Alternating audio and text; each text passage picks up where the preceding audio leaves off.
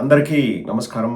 Good morning. Welcome to our channel. Chandrababu Naidu గారు, పవన్ కళ్యాణ్ గారు నెయ్యిలో ఏదో కలిసింది, లడ్డులో ఏదో కలిసింది అని జెప్పేసి విపరీతంగా అబద్ధాలు చెప్తున్నారండి. విపరీతంగా ప్రజల్ని మభ్యపెట్టాలని చూస్తున్నారు. నిన్నటికి నిన్న మళ్ళీ నిస్సిగ్గుగా అయోధ్యకు పంపిన లడ్డూల్లో కల్తీ జరిగిందని చెప్తారండి. ఇంక ఏం మనిషి అనుకోవాలి ఆయన్ని. సౌరభ్ బోరా గారు, అలాగే జూపల్లి రామేశ్వరరావు గారు, వారిద్దరూ తలా ఒక 2000 కేజీల శుద్ధమైన నెయ్యిని వాళ్ళే టీటీడీకి సమర్పిస్తే ఆ నెయ్యితో లడ్డూలు చేసి అయోధ్యకు పంపించారండి. ఇది ఆన్ రికార్డ్.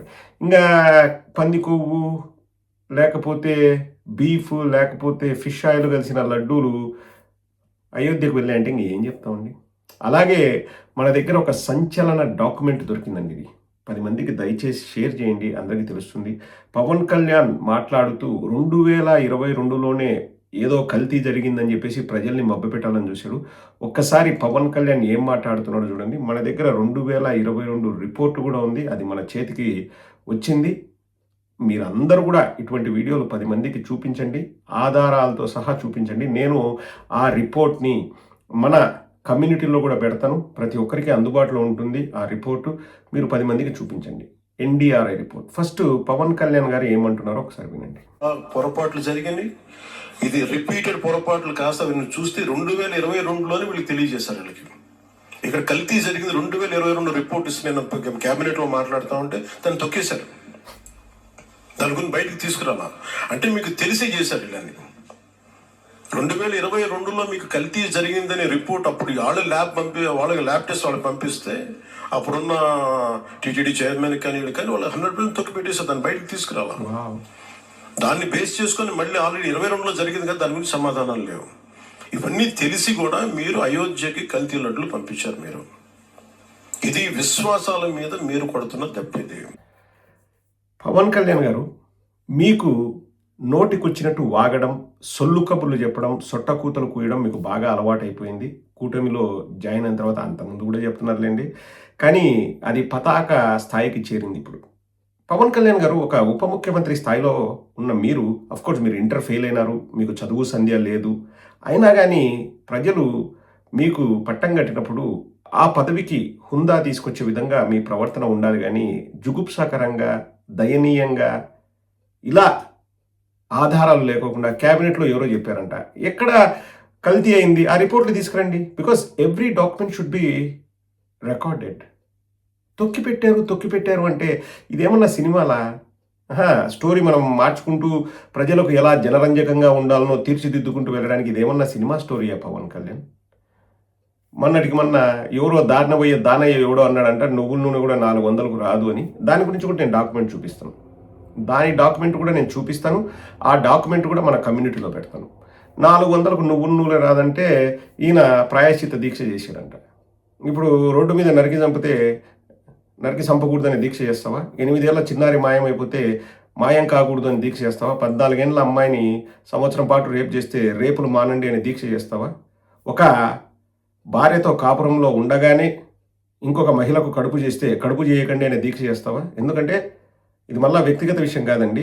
ఆ బాధితురాలు, ఆ మహిళ బయటకు వచ్చి నేను వివాహ బంధంలో ఉండగానే నా భర్త ఇంకొక అమ్మాయికి కడుపు చేశాడు అని చెప్పేసి ఆమె బాధను వెలిబుచ్చింది పబ్లిక్ ప్లాట్ఫామ్లో. సో అది వ్యక్తిగత విషయం కాదు. వ్యక్తిగత విషయం అంటే మనం ఏదో ఇంట్లో ఏం జరుగుతుంది, వాళ్ళ 4 గోడల మధ్య ఏం జరుగుతుందో మనం తెలుసుకొని దాన్ని బహిరంగపరుస్తే అది వ్యక్తిగత విషయం అవుతుంది. కానీ ఆ బాధితురాలే బయటకు వచ్చేసి, ఇంకా బాధితురాలు సెలబ్రిటీయా, పెద్దవాళ్ళ, చిన్నవాళ్ళని మనం చూడకూడదండి. బాధితురాలు బయటకు వచ్చి చెప్పింది. మరి కడుపులు చేయకండి అని దీక్ష చేస్తావా పవన్ కళ్యాణ్? చేయాలి కదా. ఎందుకంటే హిందూ ధర్మంలో లేదు. మన చంద్రబాబు చెప్పినాడు ఆయన పక్కనే, హిందూ ధర్మంలో ఒక పెళ్ళి, ఒక కుటుంబం, ఒక వ్యవస్థ అనేది ఉండాలి, కానీ వివాహంలో లేకపోతే వివాహ బంధంలో విడాకులకు చోటు ఉండకూడదు అని చెప్పేసి ఈయన పక్కన ఉండగానే చంద్రబాబు నాయుడు చెప్పాడు అది హిందూ ధర్మం అని. మరి దానిపైన ఏమైనా దీక్ష చేస్తావా? సరే, నువ్వు యాక్టర్వి, నీకు ఇష్టం వచ్చినట్లు నువ్వు నటిస్తావు, అది వేరే విషయం. కానీ వాస్తవాలు ప్రజలకు చెప్పాలి కదా. నేను ఇప్పుడు ఆ రిపోర్ట్ తీసుకొస్తున్నాను చూడండి. అంటే వీళ్ళు ఒక్కరే కాదు, ఏదో వీళ్ళు 2024లో ముక్కుతో వాసన చూసి ఏదో నెయ్యిలో కలిసింది అని చెప్పేసి పంపించేంత సీన్ లేదండి. ఇంతకుముందు కూడా టెస్టులు జరిగాయి. అదే ఇప్పుడు నేను చూపిస్తాను, కమ్యూనిటీలో పెడతాను. మీరు 10 మందికి షేర్ చేయాల్సిన బాధ్యత మీ పైన ఉంది. ICAR national dairy research institute, Adugodi, Bengaluru. ఇదిగోండి, national dairy research institute. Date చూడండి, 17 ఫిబ్రవరి 2022. NDRI రిపోర్ట్ అన్నది ప్రామాణికం అండి. అందులో ఇక్కడ ఏముంది చూడండి, ఫ్రీ ఫ్రమ్ ఫిజికల్ కంటామినెంట్స్, అస్సలు ఏమి కూడా కంటామినెంట్స్ లేవు అని చెప్పేసి డాక్టర్ లక్ష్మీనాయక్ ఎన్ 17 ఫిబ్రవరి 2022 ఆయన డైరీ కెమిస్ట్రీ అండ్ ఏదో ఆ స్టాంప్ నాకు సరిగా కనిపించట్లేదండి, ఆయన ఇచ్చిన report ICAR national dairy research institute. మళ్ళీ డేట్ కనిపించింది కదండి, 17 ఫిబ్రవరి 2022. రిపోర్ట్లో ఏముంది, ఫ్రీ ఫ్రమ్ ఫిజికల్ కంటామినెంట్స్. ఇదే డాక్యుమెంట్ని నేను మన కమ్యూనిటీలో కూడా పెడతాను. ఇప్పుడు మేము ఆధారాలు చూపిస్తున్నాం.